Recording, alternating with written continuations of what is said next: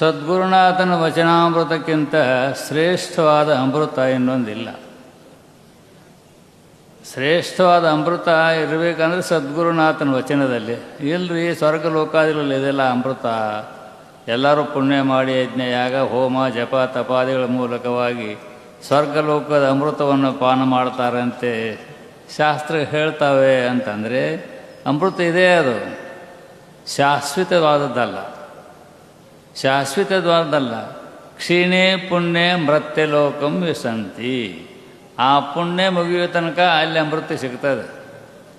ಜೇಬಿನಾಗ ದುಡ್ಡು ಹಾಕ್ಕೊಂಡು ಹೋಗಿ ನಾವು ಬೊಂಬೈದಲ್ಲಿ ಹೋಟೆಲ್ನಾಗ ಉಳಿದ್ರೆ ನಿಮ್ಮ ದುಡ್ಡು ಇರೋ ತನಕ ಇಟ್ಕೊಳ್ತಾರೆ. ದುಡ್ಡು ಮುಗಿದ ಕೂಡಲೇ ಹೋಗ್ರಿಪ್ಪ ನಿಮ್ಮ ಊರಿಗೆ ಅಂತಾರೆ. ಹಂಗೆ ಇಲ್ಲಿ ಯಜ್ಞ ಯಾಗ ಹೋಮ ಜಪ ತಪ ಅನೇಕ ಪುಣ್ಯ ಕಾರ್ಯಗಳನ್ನು ಮಾಡಿ ಆ ಪುಣ್ಯದ ಪ್ರಭಾವದಿಂದ ನಾವು ಸ್ವರ್ಗಲೋಕಕ್ಕೆ ಹೋಗ್ತೀವಿ. ತೇ ಪುಣ್ಯಮಾಸಾದ್ಯ ಸುರೇಂದ್ರ ಲೋಕಂ ಅಷ್ಟಂತಿ ದಿವ್ಯಾನ್ ದಿವಿದೇವ ಭೋಗಾನ್ ಅಂತೆ ಶ್ರುತಿ ಹೇಳ್ತದೆ. ಯಾರು ಪುಣ್ಯ ಕಾರ್ಯಗಳನ್ನು ಯಜ್ಞಾದಿ ಪುಣ್ಯ ಕಾರ್ಯಗಳನ್ನು ಮಾಡಿ ಆ ಪುಣ್ಯದ ಪ್ರಭಾವದಿಂದ ಸ್ವರ್ಗಲೋಕಕ್ಕೆ ಹೋಗಿ ಅಲ್ಲಿ ದೇವತಾದಿ ಸೀರೆಗಳನ್ನು ಧಾರಣ ಮಾಡ್ತಾರೆ. ಆದರೆ ಅದು ಶಾಶ್ವತ ಅಲ್ಲ. ಇಲ್ಲಿ ನೀವು ಪುಣ್ಯ ಮಾಡಿದ್ರು ತನಕ ಇಟ್ಕೊಳ್ತಾರೆ ಅವ್ರು. ಕ್ಷೀಣಿ ಪುಣ್ಯ ನೀವು ಮಾಡಿದ ಪುಣ್ಯ ಎಲ್ಲ ಮುಗೀತಪ್ಪ ಅಂದರೆ ಮತ್ತೆ ಮತ್ತೆ ಇಲ್ಲೇ ಬರಬೇಕು. ನಾವು ಇಲ್ಲೇ ಬರಬೇಕು. ಇದು ಹುಟ್ಟು ಸಾವು ಪಾತಕ ಅಂತ ಭವಬಂಧನ ಬಿಡಿಸೋಂಗಿಲ್ಲ ಆ ಅಮೃತ. ಆದರೆ ಜನನ ಮರಣ ರೂಪಾತ್ಮಕವಾದಂಥ ಭವದುಃಖವನ್ನು ಬಿಡಿಸಿ ಶಾಶ್ವತವಾದ ಸುಖವನ್ನು ಅನುಗ್ರಹಿಸಿ ನಮ್ಮನ್ನು ಮುಕ್ತರನ್ನಾಗಿ ಮಾಡುವುದು ಸದ್ಗುರುನಾಥನ ವಚನಾಮೃತ.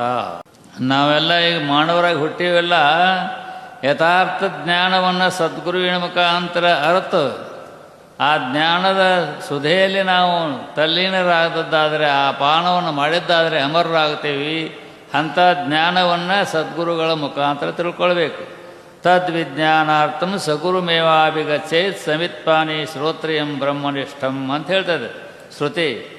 ಆ ಅಮೃತ ಸ್ವರೂಪವನ್ನು ಅರಿಯೋದಕ್ಕೋಸ್ಕರವಾಗಿ, ಆ ಅಮೃತವನ್ನು ಪಾನ ಮಾಡಿ ಅಮರರಾಗುವುದಕ್ಕೋಸ್ಕರವಾಗಿ ಸದ್ಗುರುನಾಥನ ಸನ್ನಿಧಾನಕ್ಕೆ ಹೋಗಬೇಕಂತ ಹೇಳ್ತದೆ ಶಾಸ್ತ್ರ ವೇದಗಳು.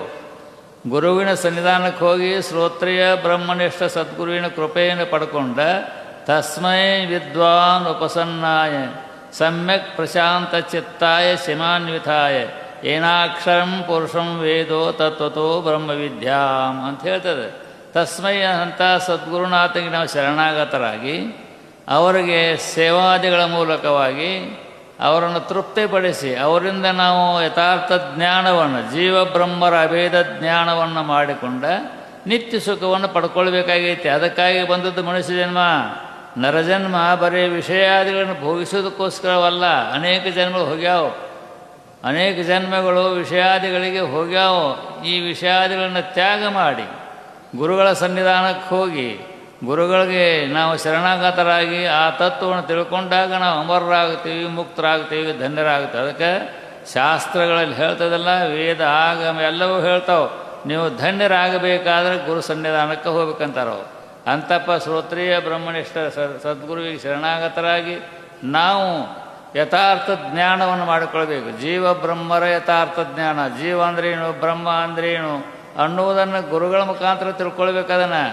ಜೀವ ಅಂದ್ರೇನು ಬ್ರಹ್ಮ ಅಂದ್ರೇನು ಇವುಗಳನ್ನು ವಿಮರ್ಶವಾಗಿ ಮಾಡಿಕೊಂಡು ಗುರುಗಳ ಮುಖಾಂತರವಾಗಿ ಅರ್ಥದ್ದಾದರೆ ನಾವು ಜನನ ಮರಣ ಅನ್ನುವ ಭವದುಃಖದಿಂದ ಬಿಡುಗಡೆ ಆಗ್ತೀವಿ.